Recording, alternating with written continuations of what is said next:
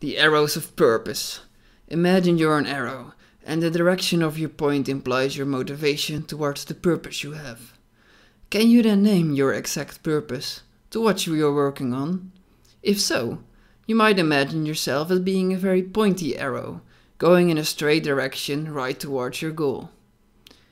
If you're more about a broad direction, your arrow might be a bit broader and be less pointy, or even go in different direction.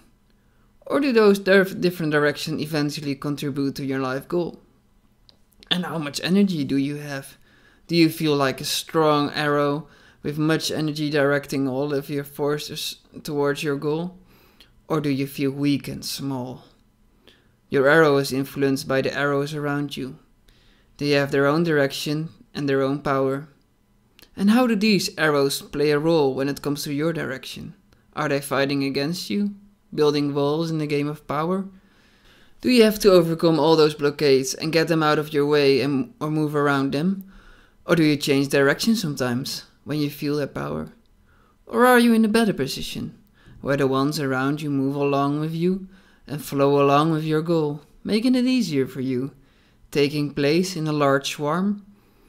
Maybe you can push other arrows around towards your direction with your swarm. And how do the arrows around you influence your direction and motivation? Do you feel like an arrow that is being pushed around? Or are they pulling towards spaces you don't like? Or are you inspired by them? Of course, there are big arrows and small arrows on this world. You might tend to change your directions because of larger forces, indirectly or directly. But you might also tend to change smaller forces and influence their directions. You might have straightened them, you might have blocked them, you might have made them stronger.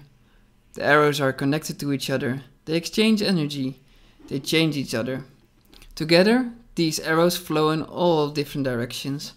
They are adapting and influencing each other, changing and keeping course. Like a turbulent ocean, they crash upon each other, absorbing energy and redirect it.